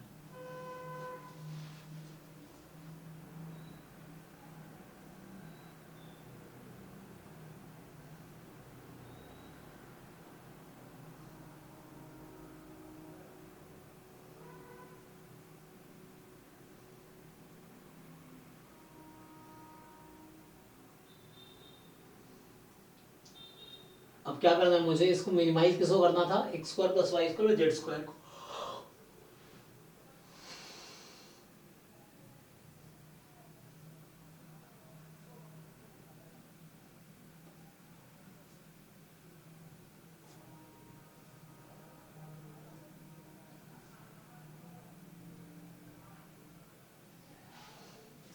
अब अगर कोई पॉइंट, इस पे आपने पढ़ा है कि एक पॉइंट से एक प्लेन का डिस्टेंस, ये आपको याद है फॉर्मूला।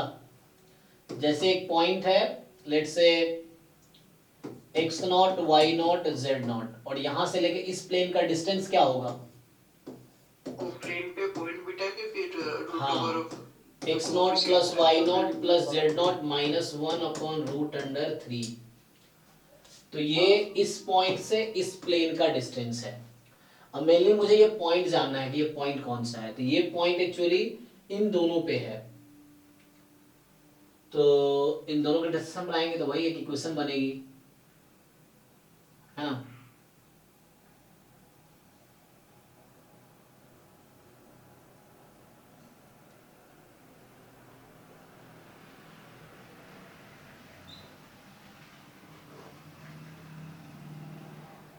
अरे ये पॉइंट तो मेरा which is nearest to origin है ना। अच्छा ओरिजिन से यहाँ तक का डिस्टेंस क्या होगा? अच्छा परपेंडिकुलर डिस्टेंस आ गया ना वो, ओके। ओरिजिन से परपेंडिकुलर डिस्टेंस 1/√3 आ जाएगा इसका। ओरिजिन से अगर परपेंडिकुलर डिस्टेंस निकालेंगे तो 1/√3 आ जाएगा। मतलब ये अगर 0 0 0 मैं ओरिजिन से इस प्लेन का डिस्टेंस निकालूँ तो ये आएगा, लेकिन मुझे ओरिजिन से उस पॉइंट का डिस्टेंस निकालना है जो इस लाइन पे है, मतलब इस प्लेन पे है ना।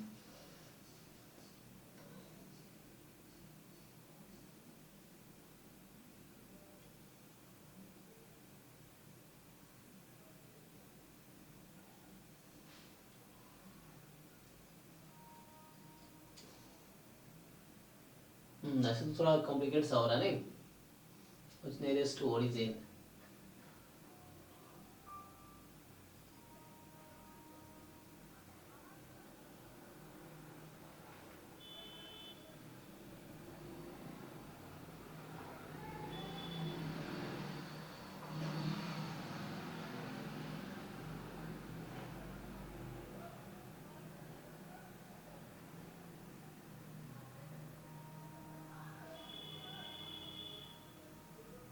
करना ही पड़ेगा इसको मिनिमाइज, बात मैथमेटिकली करेंगे तो यही पे आना पड़ेगा, तो इसको मिनिमाइज करना पड़ेगा। ठीक है, ये करके देखो, इससे आंसर आ जाना चाहिए, लेकिन लेंदी है, लेकिन क्या पता उसी आपको, क्योंकि सिलेबस में तो लाग्रांज मल्टीप्लायर मेथड है ही, तो उसी पे बनाया हो, तो इसको कंप्लीट करो आगे, देखो क्या आता है, नहीं तो फिर बताओ नहीं आता है तो। नेक्स्ट बताइए, और कोई डाउट किसी को है तो। 19 20 21 20 23 किसी में भी।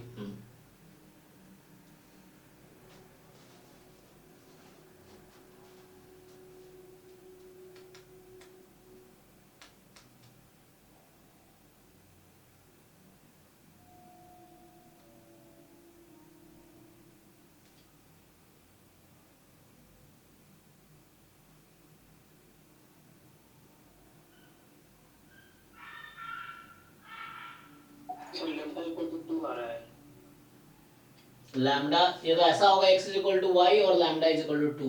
अच्छा, तो लैम्डा 2 रखने में x क्या मिल रहा है? लैम्डा 2 रखने में चलो सब दोनों इक्वल हो जाए। यहाँ से मैं अगर सॉल्व करूँ तो हम लोग क्या करते हैं एलिमिनेशन में, कि जैसे 4 से मल्टीप्लाई, ये हो जाएगा 4 time 2 plus lambda x 2 plus lambda whole square y, और यहाँ 4 माइनस लैम्डा स्क्वायर। ठीक है, यहाँ 4 से मल्टीप्लाई कर दीजिए, 4 टाइम, साइड में दोनों इक्वल है तो डायरेक्ट माइनस कर देते ना सर। अभी नहीं है ना, रुको, राइट साइड पे इक्वल है। अच्छा, हाँ तो यहाँ से जब आप डिफरेंस अगर ले रहे होंगे तो क्या बनेगा वहां से, अगर डिफरेंस आप लोगे तो क्या बनेगा? 4x वो आ रहा है 4x plus y into 2 plus y is equal to 2 plus y 2 minus lambda x lambda minus 2y बराबर 0, यही आ रहा है ना। तो यहाँ से आएगा 2 minus lambda x minus y बराबर 0, ये आ रहा है। अगर डायरेक्ट सब्ट्रैक्ट करेंगे तो ये बनेगा। तो यहाँ से दो चीजें हैं, या तो इससे नहीं कर रहे हैं तो ठीक है, इससे ऐसे नहीं करना, तो यहाँ से क्या एक्स वाई एक्सप्लिसिटली उसके टर्म में आएगा। अच्छा, इसको देखते हैं इससे क्या मिलता है, तो ये ठीक है। ऐसे यहाँ से आता 4 टाइम, नहीं ये तो 4 ही है एज इट इज, तो हम 4 से मल्टीप्लाई करें या 16 हो जाएगा, 4 से मल्टीप्लाई कर रहे हैं इसको हम, 16y और यहाँ 8 माइनस 4 लैम्डा। अगर आप इसको सब्ट्रैक्ट करते हैं यहाँ से y की वैल्यू निकलेगी, y की वैल्यू क्या निकलेगी, सब्ट्रैक्ट कीजिए इसको, तो सब्ट्रैक्ट करेंगे यहाँ से आएगा 4 माइनस 8, तो 4 लैम्डा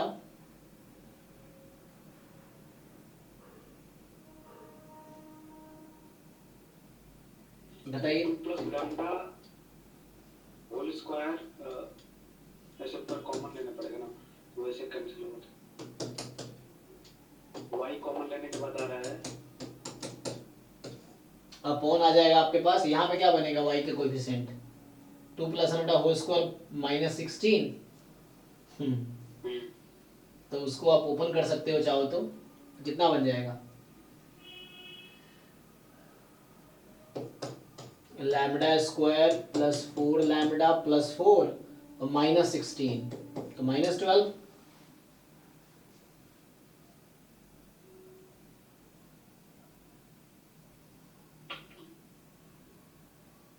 ये आ गया, इसको सिंप्लीफाई करो तो यहाँ से y क्या आ गया, लैम्डा के टर्म में आ गया। एक्चुअली यहाँ से मैं ये कह रहा हूँ कि y की वैल्यू लैम्डा के टर्म में मिल गई। क्या मिलेगी देखिए, तो इसमें अगर माइनस आप कॉमन ले लोगे ना तो ये लैम्डा माइनस 2 का होल स्क्वायर मुझे दिख रहा है ये।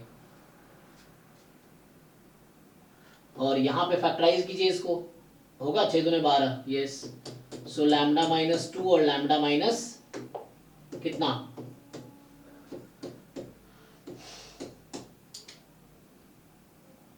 तो दोनों भी तो 8 हो जाएगा, तो वैसे तो नहीं बनेगा। हाँ फैक्टराइज 4 माइनस 4 6 2 8 हो जाएगा, डायरेक्ट फैक्टराइज नहीं होगा ये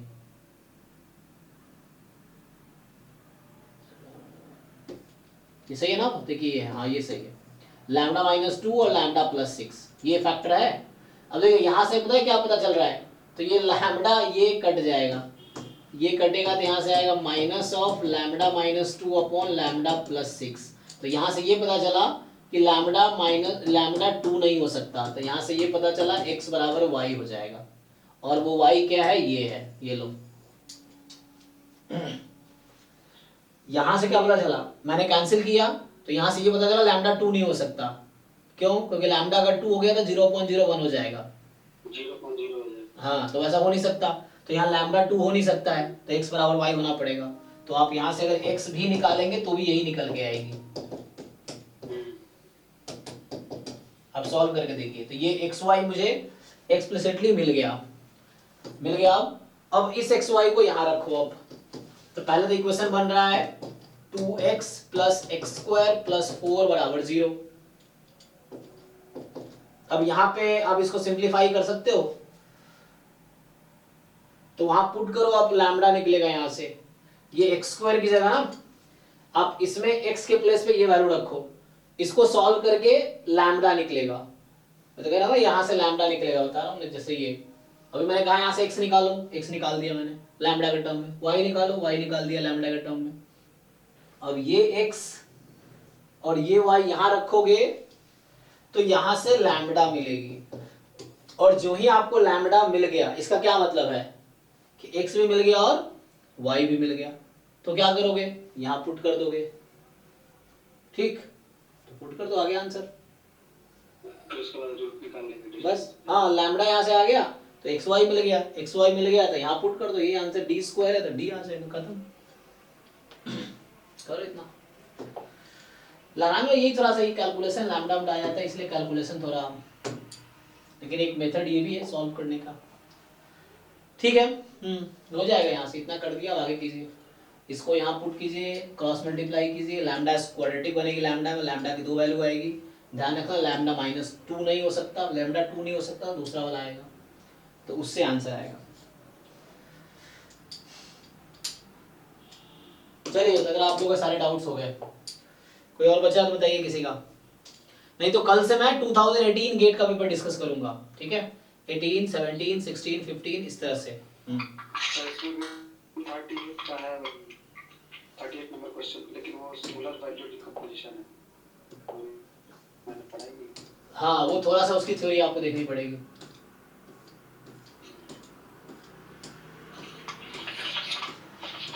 आप डाउट पूछो मुझसे, डिस्कस करो कि मतलब क्या डाउट है, उससे क्या ना सही रहेगा कि हाँ लगेगा कि ट्राई करके आए हैं, ये चीज है। तो वो डिस्कस करो कि दिक्कत क्या है। यार इसमें पहले से बना के रखे हैं तो टिक करके रखे हैं, तो वो सब। सर जी 2021 का क्वेश्चन नंबर 23 डाउट था। तो अभी आप लेट हो गए, अब 2020 ये है ना, तो ये तो इसका है। अब ऐसे कैसे ढूंढेंगे हम, फोटो भेजिए ग्रुप में। एक में ग्रुप में है सर। हाँ, ग्रुप में फोटो भेजो, फिर देख सकते हैं ये चीज। जो भी इनके डाउट है, गेट 19, 20, 21, 2023 पांचों पेपर में जो भी डाउट है फोटो लेके भेजो, ट्राई करते हैं। अब जिन लोगों ने ट्राई नहीं किया, आराम से ट्राई करो, 1-2 साल तक ट्राई करो, जब तक एग्जाम क्वालिफाई ना हो जाए। इस बार क्वालिफाई करना था, अभी ट्राई करो, नहीं तो आराम से 2 साल बाद करना।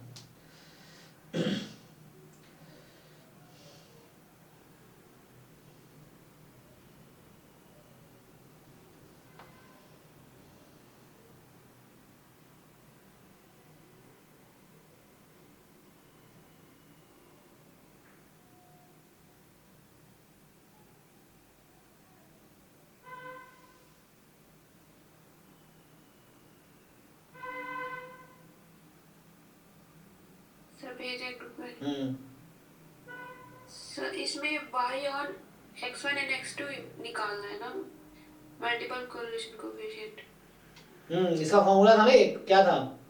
हाँ, बट किसी ने किया हो तो बताए, मेरा आंसर मैच नहीं हो रहा। नहीं नहीं, मैंने खुद सॉल्व किया, मैच हो रहा है। आप देखिए उसमें वापस जाइए, जब मैंने मल्टीप्लेक्स के फॉर्मूला लिखाए थे, जो पार्शियल और मल्टी, जो लास्ट क्लास थी, जो मैंने जब मल्टीवेरिएट कैलकुलस मल्टीवेरिएट डिस्ट्रीब्यूशन लिया था, मल्टीवेरिएट एनालिसिस का, तो मल्टीवेरिएट एनालिसिस का लास्ट क्लास जो मैंने लिया था उसमें ये सॉल्व किए थे। आप देखिए वहाँ आंसर भी आया हुआ है। तो आपको यही निकालना है। y क्या है आपके पास? ये मतलब y x1 x2 है ना, तो y x1 x2 x3 होता है, उस तरह y है। तो जैसे आप फाइंड करते थे x1 का, जैसे y और x1 और x2 ही निकालना। हाँ वही निकालना, आंसर उससे मैच करेगा। आप फाइंड करिए, मैंने खुद कैलकुलेट किया, आप वीडियो देखिए, उसमें आंसर भी आया है, सेम ही आएगा। ये 38 जो आपने भेजा है, इसमें क्या है कि U S U V transpose है, एस यहाँ सिंगुलर मैट्रिक्स है, और तो रैंक ऑफ m इज 1। देखो s डिसाइड कर देगा m के बारे में, क्योंकि u भी ऑर्थोगोनल मैट्रिक्स है ना। तो s के बारे में जो भी पूछ रहा है, s के बारे में चेक करो। जैसे m का रैंक बोल रहा है, तो s का रैंक निकालो, चेक करो s का रैंक क्या है, तो s का रैंक 2 है, तो पहला ऑप्शन गलत है, ठीक है, क्योंकि रैंक m और s का इक्वल रहेगा। दूसरा बोल रहा है trace of m transpose m 4 होगा, तो पहले m ट्रांसपोज m मैट्रिक्स देखो क्या बनेगा। तो m ट्रांसपोज m जब बनाओगे ना, तो यहाँ m ट्रांसपोज m देखो क्या बनेगा। m ट्रांसपोज m लिखोगे आप, तो m आपका था दिस, तो m ट्रांसपोज लिख देता हूँ, ये बनेगा v s transpose u transpose, और m खुद है u s v transpose. u orthogonal matrix है, ऑर्थोगोनल मैट्रिक्स का इनवर्स खुद ट्रांसपोज होता है, तो v s transpose s v transpose, ये दोनों। अब s ट्रांसपोज s मैट्रिक्स निकाल सकते हो, s दे रखा है ना क्वेश्चन में, तो s ट्रांसपोज s निकालिए, और इसका चेक कीजिए ट्रेस क्या है। तो जो s ट्रांसपोज s का ट्रेस होगा, वही ट्रेस m ट्रांसपोज m का होगा।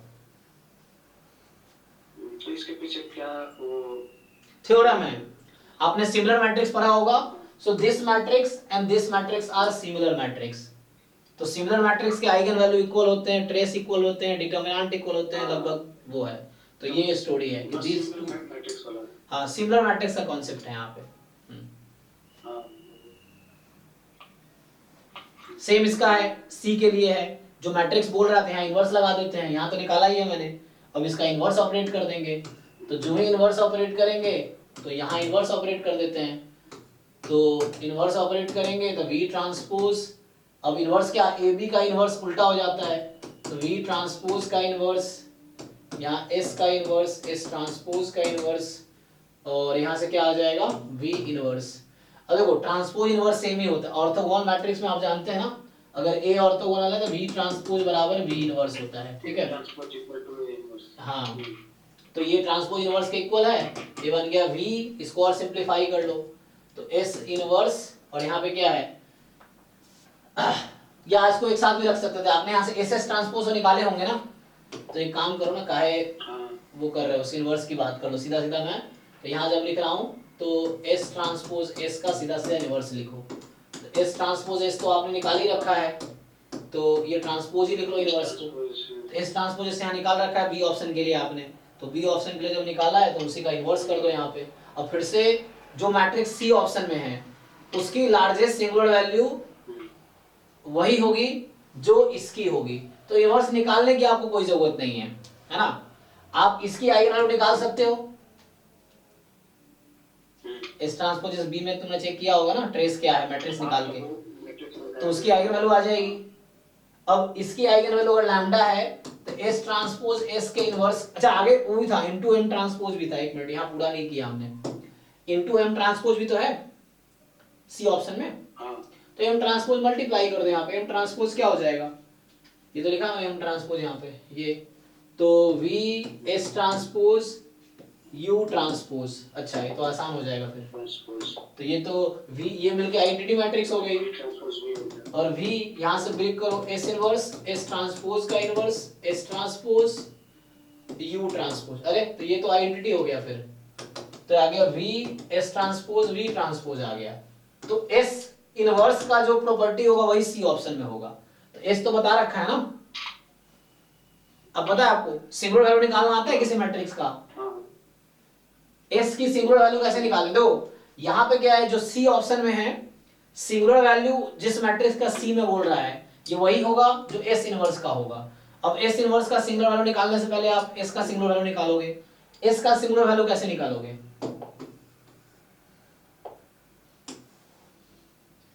कोई बताइए, how to find singular value of S? कैसे फाइंड करते हैं आप किसी मैट्रिक्स का सिंगुलर वैल्यू? जब ये पता नहीं होगा सी ऑप्शन तो होगा ही नहीं, है ना। अच्छा ए और डी रिलेटेड है, ए में रैंक निकाला था आपने, डी में नलिटी निकाल रहे हो। रैंक प्लस नलिटी बराबर नंबर ऑफ कॉलम्स। तो एडी का एडी रिलेटेड है, ए और डी ऑप्शन कि रैंक पता है 2 है एस का, और एस में कितने कॉलम है? 2 कॉलम है, तो नलिटी 0 हो जाएगी उसकी, क्योंकि है ना ये ट्रांसपोज लगा हुआ है, लाइक 3x2 का मैट्रिक्स एक्चुअली एस। तो 2 कॉलम है तो रैंक प्लस नलिटी बराबर नंबर ऑफ कॉलम, ठीक है ना। तो डी भी फॉल्स है, ए भी फॉल्स है, ठीक है। अब सी का जो है, सी में हम यहाँ तक पहुंच चुके हैं। अब मैं क्वेश्चन मेरा ये है, बस इसमें इतना फंसा है कि how to find singular value of a matrix. बताओ जी जरा मुझे ये कैलकुलेट करके बताओ सब लोग कि what is singular value of this matrix.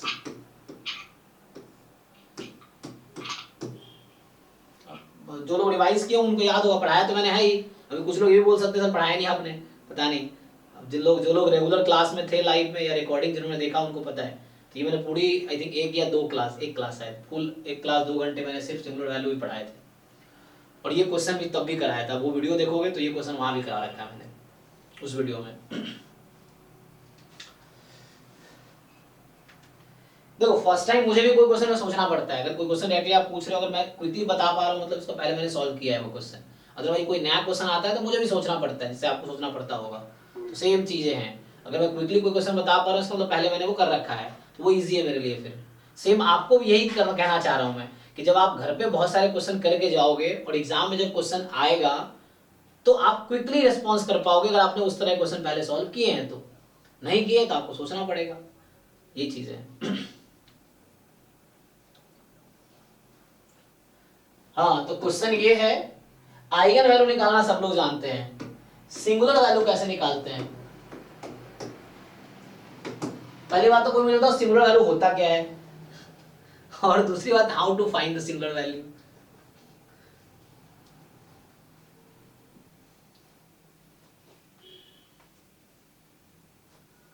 Ji singular matrix से रिलेटेड है क्या कुछ? मैट्रिक्स नहीं, वैल्यू से हो जाएगा।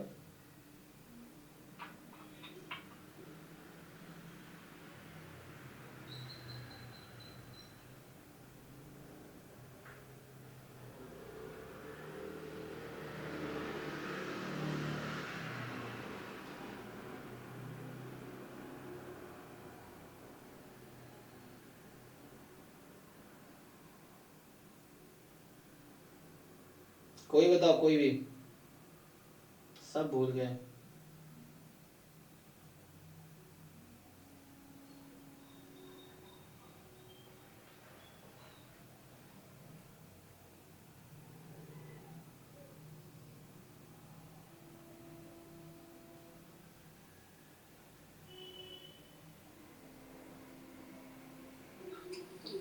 स्पेक्ट्रल डिकम्पोजिशन मैंने पढ़ा था लेकिन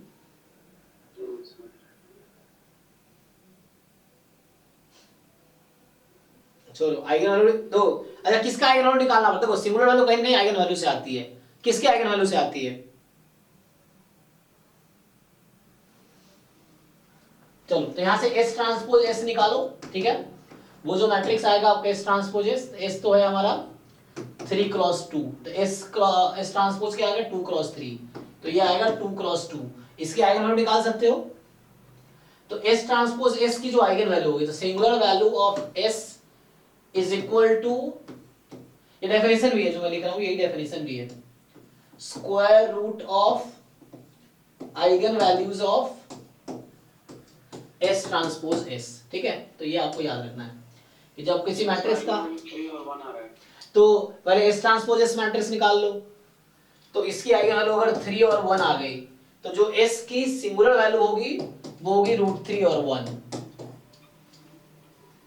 ठीक, तो एस की जो सिंगुलर वैल्यू क्या है √3 और 1। इससे बहुत कुछ थ्योरी समझ आ जाएगा आपको।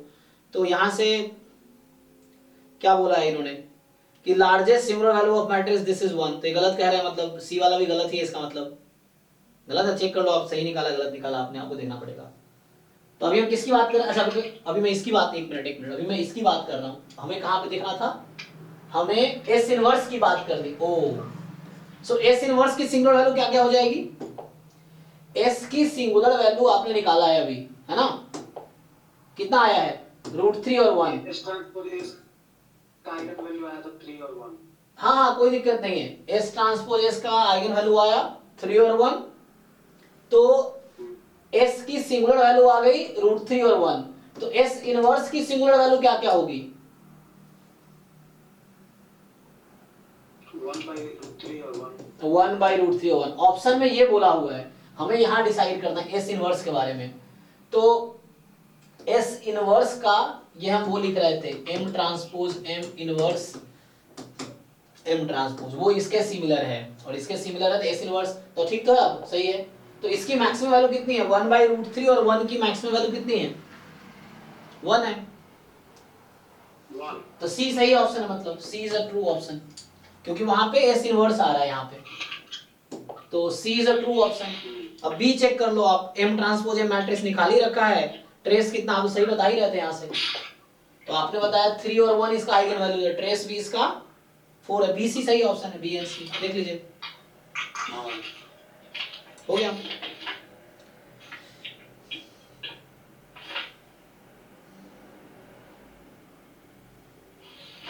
बी सी ऑप्शन सही है।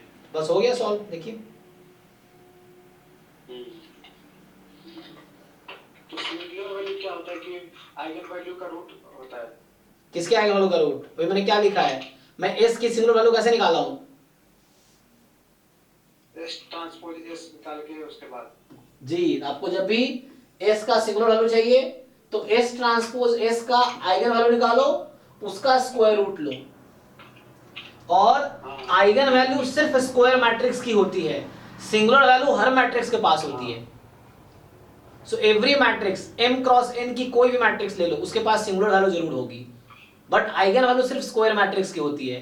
तो ये एस ट्रांसपोज एस हमेशा स्क्वायर मैट्रिक्स होगा, ठीक है ना? स्क्वायर मैट्रिक्स दे देगा। क्योंकि एस अगर m क्रॉस n का है तो एस ट्रांस ये क्या होगा? n क्रॉस n की मैट्रिक्स मिलेगी हमेशा। चेक कीजिए, है ना? तो इसीलिए ये स्क्वायर मैट्रिक्स है, तो इसका आइगन वैल्यू निकलेगा, इसका रूट ले लो तो वो आपको सिंगुलर वैल्यू दे देगी।